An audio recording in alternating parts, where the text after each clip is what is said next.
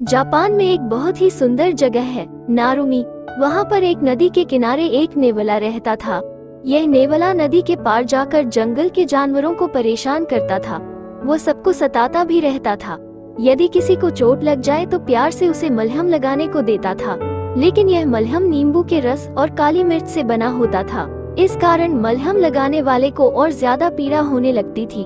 नेवले को ये सब देखकर और भी मजा आता था। उसने एक दिन खरगोश के साथ ऐसा ही किया। खरगोश ने उसी दिन सोच लिया कि वो दुष्ट नेवले को सबक जरूर सिखाएगा। और एक दिन खरगोश को एक बढ़िया उपाय सूझ गया।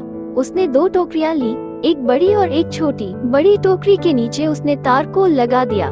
खरगोश दोनों टोकरियां लेकर नेवले के पास पहुंचा और उससे बोला, चलो पहाड़ी के ऊपर चले, वहाँ बहुत मीठे आमों का एक पेड़ है, वहाँ से आम लेकर आएंगे। लालची नेवले ने तुरंत बड़ी वाली टोकरी उससे ले ली।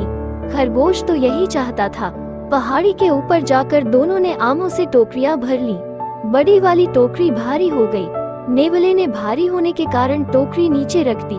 टोकरी के नीचे तारकोल लगा हुआ था, इसलिए टोकरी जमीन से चिपक गई। आमों से भरी टोकरी को नेवला छोड़ना नहीं चाहता था, इसलिए उसने पूरा जोर लगाकर टोकरी उठाई।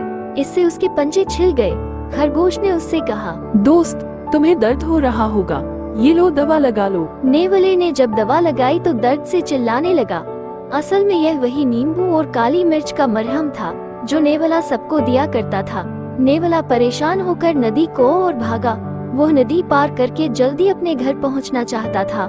नदी के किनारे पर दो नावें खड़ी हुई थी। एक पुरानी थी और एक नई चमचमाती हुई। वो तुरंत नई नाव में बैठ गया। इस नाव में एक छेद था। नाव डूबने लगी। नेवला किसी तरह नदी पार करके दूसरे किनारे तक पहुंचा। उसके छिले हुए पंजों पर मिर्च का जो मरहम था, उसका दर्द अभी तक हो रहा था। ऊपर से पानी में भीगने के कारण जख्म और ज्यादा दर्द कर रहे थे। उस दिन नेवले को इस बात का अनुभव हुआ कि उसकी हरकतों से दूसरे जानवरों को कितनी तकलीफ होती होगी। उस दिन से उसने कान पकड़ लिए कि वो कभी किसी को नहीं सताएगा। ऐसे ही अच्छी अच्छी कहानियों के लिए हमारे चैनल को सब्सक्राइब करो और इस कहानी को अपने दोस्तों में जरूर भेजो।